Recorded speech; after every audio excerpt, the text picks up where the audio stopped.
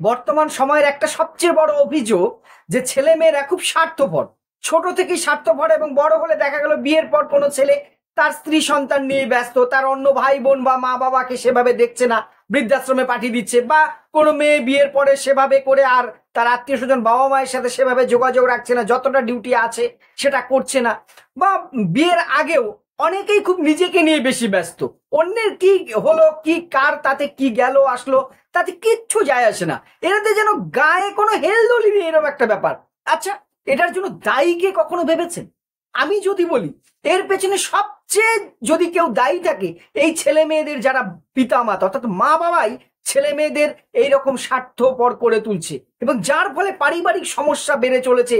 ভাইয়ে ভাইয়ে দ্বন্দ্ব, ভাইয়ে বনে দ্বন্দ্ব, বনে বনে দ্বন্দ্ব, বাবা মার সাথে সন্তানের দ্বন্দ্ব, সমস্ত কিছুর মূলে অন্যান্য অনেক কারণের সাথে প্রধান এবং অন্যতম কারণ হচ্ছে তার পিতামাতা সঠিক প্যারেন্টিং না জানার কারণে কিছু অনভ্যাসগত বা অভ্যাসগত কিছু ভুলে আজকে এই সমস্যাগুলো বাড়ছে। এই সমস্যাগুলো নিয়ে আজকের ভিডিওতে আলোচনা করব। নমস্কার, আমি প্রাণ চক্রবর্তী। বিভিন্ন বিষয় নিয়ে আপনাদের সাথে কথা বলি। ইদানিংকালে নিশ্চয়ই আমরা লক্ষ্য করেছি যে বেশিরভাগ সংসারই অশান্তি, প্রায় প্রতিটা পরিবারে অশান্তিতে ভুগছে। তার প্রধান কারণ পরিবারের বেশিরভাগ ছেলে মেয়েরা স্বার্থপর হয়ে যাচ্ছে, শুধু নিজেরটুকু ভাবছে, অন্য ভাই বোনের কথা যেমন ভাবছে না, তার পিতা মাতার কথা ভাবছে না। এরই সাথে পাল্লা দিয়ে বাড়ছে আপনার যে বৃদ্ধাশ্রম, যেখানে বৃদ্ধ পিতা মাতাকে পাঠিয়ে দিচ্ছে, বা ছেলে মেয়েরা কাজের সূত্রে একবার বাইরে চলে গেলে আর বাড়ি মুখো হচ্ছে না, তারা স্বার্থপর সেলফিশ, নিজের স্ত্রী পুত্র সন্তান বা নিজের জীবনটাকেই শুধু ভাবছে, নিজের করে দেখছে। এর কারণটা কি? স্বার্থপরতার কারণেই কিন্তু দেখবেন প্রতিটা পরিবারে অশান্তি। কোনো একজন এত বেশি সেলফ সেন্ট্রিক হয়ে যাচ্ছে, অন্যদের গুরুত্বই দিচ্ছে না, ফলে অশান্তি দানা বাঁধছে। এর প্রধান কারণ কিন্তু আমরা পিতামাতা যারা আছে তাদের কিছু অজ্ঞাত, তাদের অভ্যাসগত কিছু ভুল আজকে আমাদের এই সমস্যার তৈরি করেছে। প্রধান যদি আমরা ভাবি, প্রথমে একবার ভাবুন তো, আমরা বেশিরভাগ ছেলে মেয়েকে দেখি বাবা মায়েরা শেখায় নিজেরটা বাবা, অন্যকে অত গুরুত্ব দিয়ে লাভ নেই। ধরুন ও কোনো বন্ধুর কিছু সাহায্য করতে যাচ্ছে, কটা বাবা মা আছেন সত্যি কথা বুকে হাত দিয়ে বলুন তো, নিঃস্বার্থভাবে বলেছেন যা ভালো করেছো, বন্ধুকে উপকার করেছো? আমরা বেশিরভাগ বাবা মায়েরা দেখছি, কেন তুমি কেন বন্ধুকে দেখা দেখাছো, কেন এটা করেছো, কেন ওকে হেল্প করেছো?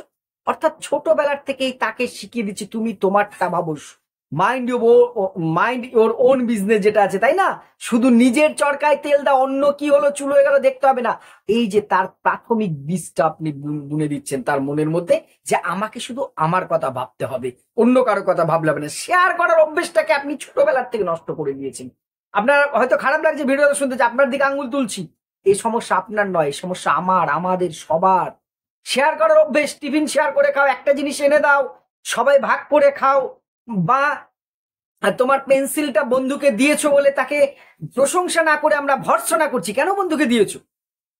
এই ছোট ছোট জিনিসগুলোর মধ্যে কি ঢুকছে? শিশু মন, কোমল, নরম কাদার দলা, আপনি যেভাবে মূর্তি বানাবেন সেই মূর্তি তৈরি হবে। আপনি আমি না জেনে কি মূর্তি বানাচ্ছি, দস্যু বানাচ্ছি, ভালো মূর্তি না বানিয়ে। তাকে আমরা শেখাচ্ছি যে অন্যকে শেয়ার করাটা খারাপ, তাহলে একদিন সে আপনাকে কেন শেয়ার করবে কোনো জিনিস? আপনি ভাবছেন আমি ওর বাবা মা, আমাকে কেন শেয়ার করবে না? হয় না, এক যাত্রায় পৃথক ফল হয় না। আমি আপনি যে শিক্ষাটা দিচ্ছি সে কিন্তু সেটাই ঘুরিয়ে দেবে। আর কি? অতিরিক্ত প্রশ্রয় দিই এখনকার সন্তানটা, বেশিরভাগ এক সন্তান নীতি, একটি বা দুটির বেশি সন্তান নেই, খুব প্রশ্রয় দিই আমরা সন্তানকে। নিজের সন্তান লাডলা হবে, লাডলি হবে, এটাই নিয়ম। ছেলে বা মেয়ে যেই হোক, তাকে প্রশ্রয় দেবো, আদর করব, ভালোবাসবে, এটা তো ডিউটিস, এটা নিজের ব্যাপার। কিন্তু আমরা অনেক ক্ষেত্রে অতিরিক্ত প্রশ্রয় দিই, তার ভুলগুলোকেও আমরা আশকারা দিই, সে খারাপ কথা বললেও তাকে আশকারা দিই। ফলে তার মধ্যে এটা আস্তে আস্তে তৈরি হয়ে যায়, আমি সেরা, আমি ঠিক, আমি একমাত্র ঠিক জানি। এই ধারণাটা কিন্তু খুব মারাত্মক জিনিস। আর নিঃস্বার্থভাবে আমরা কিছু শেখাই না, তাকে কাজের মূল্যই আমরা বুঝতে দিই না, আমরা বেশিরভাগ স্বার্থ দিয়ে শেখাই। কিরকম? ধরুন কোনো একটা কাজ একটা ছেলেকে করাবেন, একটা মেয়েকে, আপনার মেয়ে করবেন, এটা করো তাহলে এটা দেব, বা একটা ভুল করলেন তাকে তিরস্কার করব। অর্থাৎ ভালোর জন্য পুরস্কার, খারাপের জন্য তিরস্কার, এর মাঝখানে আর কিছু নেই। তাহলে ও নিঃস্বার্থভাবে কোন কাজটা নিজেরটুকু করলো, যার জন্য পুরস্কার নেই কিন্তু তিরস্কারও নেই, কিন্তু ডিউটি ওকে করতে হবে। এই বোধটা, আচার আচরণটা আমরা অনেক ক্ষেত্রে শিখাই না। আর সব থেকে ভালো রেজাল্ট করতে হবে তোমাকে প্রথম হতে হবে। একটা ইঁদুর দৌড়ে আমরা ছেলে মেয়েদের ছেড়ে দিয়েছি, just fast fast fast. Percent নম্বর পেয়েছে সেটা বড় কথা, কতটা ভালো মানুষ হয়েছে এটা মাপার কোনো জায়গা নেই। আমরা মাপি না, আমরা মাপতে চাই না। আমার ছেলেটা কতটা ভালো হয়েছে, আমার মেয়েটা কতটা ভালো হয়েছে সেটা নিয়ে আমরা কথা বলি না। কত পার্সেন্ট নম্বর পেয়েছে, ওর ছেলের থেকে কত পার্সেন্ট বেশি পেয়েছে, ওর মেয়ে আমার থেকে কত কম পেয়েছে, সেটা আমাদের আলোচনার টপিক হয়ে যাচ্ছে। এই ফার্স্ট হওয়ার দৌড়ে ছেলে মেয়েদের আমরা না একটা রেসে ছেড়ে দিয়েছি, সারা জীবন ধরে চলছে। আর আত্মীয় পরিজন প্রতিবেশী তাদেরকে ছোট করে দেখানো বাচ্চাদের কাছে আমাদের একটা ট্রেন্ড হয়ে গেছে। অর্থাৎ বাচ্চার একটা হয়তো একটা পরীক্ষা আছে আঁকার, বা অতটাও ইম্পর্টেন্ট নয়, ওই টাইমে একটা কেউ একটা আত্মীয় অসুস্থ হয়েছে বা না না এর চেয়ে ওটা আমার আত্মীয় বেশি ইম্পর্টেন্ট নয়, অথচ সে আত্মীয় বাড়িতে যাওয়াটা একটা গুরুত্বপূর্ণ অনুষ্ঠান, যেতে পারতেন আপনি, কিন্তু আপনি বাচ্চাকে শেখালেন সবকিছুর ঊর্ধ্বে আপনার শিশু সে। অর্থাৎ এই সমস্ত অ্যাটমসফিয়ার যা আছে, হ্যাঁ ইম্পর্টেন্ট অ্যানুয়াল এক্সাম বাদ দিয়ে আপনি বিয়ে বাড়ি অ্যাটেন্ড করেন সেটা বলছি না, কিন্তু তুলনায় কম ইম্পর্টেন্ট বিষয়টাকে আপনি গুরুত্ব দিচ্ছেন, ইম্পর্টেন্ট বিষয়টাকে বাদ দিয়ে বাচ্চাটাকে বেশি গুরুত্ব দেওয়ার ফলে তার মনে কিন্তু একটা ইগো যে ভাবনাটা সেটা আরো বেশি তৈরি হচ্ছে, যে আমি ঠিক আমি সব। আর শিশুর সামনে আমরা বড় কারণের সময় অবহেলা করি, মাফ করবেন এটা কিন্তু হয়। তাহলে আমি আমার মা বাবাকে আমার সন্তানের সামনে অবহেলা করছি, সে দেখে শিখছে, এটা আমরা সবাই জানি। নিউটনের তৃতীয় গতিসূত্র, সব ক্রিয়ার সমান ও বিপরীত প্রতিক্রিয়া থাকে, এটা কিন্তু হবেই। আর ছেলে মেয়েদের আমরা দায়িত্বশীলতা শেখাই না, দায়িত্ব তোমার এটা করতে হবে, এই নিজের কাজটা নিজে করো, এটা করলে তোমার এই হবে, এই বুঝিয়ে নাও। আর মূল্যবোধ ভ্যালু কনসেপ্টটা তো আমাদের একদম উঠে গেছে। আমরা শর্টকাট খুঁজি জীবনে।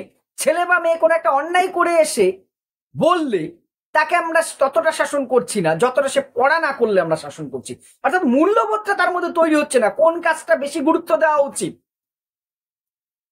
কোন কাজটাকে কম গুরুত্ব দেওয়া উচিত। ভালো কাজ তাকে করানোর মতন তাকে আপন করে নিয়ে গল্প করার সে সময়টাই তো আমরা দিই না এখন। যা হওয়ার তাই হচ্ছে। আর কিছু হলেই আমরা ছেলে মেয়েকে কি অর্থের ঝঞ্ঝানি দেখাই, দামি স্কুলে পড়াবো, দামি পোশাক কিনে দেবো, দামি গাড়িতে যাবে, তোমাকে যে ঘড়িটা কিনে দিচ্ছি এই পাড়ায় কারণ নেই, এই জামাটাই সেরা জামা, এইগুলো ছেলে মেয়েদের কিন্তু স্বার্থপর করে তুলছে। তাহলে এইভাবে চললে এরা বড় হয়ে কি হচ্ছে, সে নিজের ভাইকে নিজের কম্পিটিটর ভাবছে, নিজের বোনকে ভাবছে। এইভাবে যেতে যেতে আপনাকেও কিন্তু আস্থা করে ফেলে দেবে, বৃদ্ধাশ্রমে ফেলে দিয়ে তার দায়িত্ব পালন করবে। তখন কিন্তু আপনি কাঁদলে হবে না। এখান থেকে বাঁচার কতগুলো উপায় আছে, এখন থেকে আসুন আমরা প্র্যাকটিস করি। প্রথমত ছেলে মেয়েরা ভালো নম্বর পাক না পাক, একটা ভালো মানুষ তৈরি হোক। আসুন আমরা নৈতিক শিক্ষা দিই ছেলে মেয়েদের, নীতিবোধ শেখাই, ভালো মন্দ বেশি করে শেখাই। সেই নীতিমালার এখন বইগুলোও তেমন হয়েছে, কিন্তু নীতিমালার গল্প এখন যে পুরনো গল্পগুলো আছে এদের শেখান প্লিজ। আপনার ছেলে 2 নম্বর কম পেলে কিচ্ছু আসবে যাবে না জীবনে, জীবনের পরীক্ষায় 2 নম্বর কম পেলে কিচ্ছু হবে না ক্লাসের পরীক্ষায়, কিন্তু জীবনের পরীক্ষায় নম্বর পেতে হবে, ফুল মার্কস নিয়ে পাশ করতে হবে। একটা ভালো মানুষ কি করে হয় সেই চিন্তা করি আমরা। আসুন মূল্যবোধের শিক্ষা দিই, শেয়ার করার অভ্যেসটা ছোটবেলার থেকে তৈরি করুন। ওকে একা দিয়ে ওর সমবয়সী ভাই বোন বন্ধু থাকলে তাদেরকে দিয়ে ওকে দিয়ে শেয়ার করান, ওর হাত দিয়ে। অনেক বাবা মাকে দেখেছি না আমার বাচ্চার সামনে না ওকে দেওয়া যাবে না, ও খুব রাগ করবে, কেন? ওর হাত দিয়ে দেওয়ানোর অভ্যাস করুন।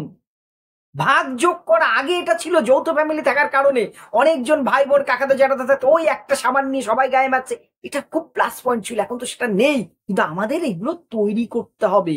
যেমন আমরা ভিটামিনের অভাব, খাবারের ঘাটতি হলে ওষুধ খেয়ে ভিটামিনের ঘাটতি পূরণ করি, এইগুলো আমাদের আর্টিফিশিয়ালি করতে হবে, নাহলে কিন্তু সমূহ বিপদ।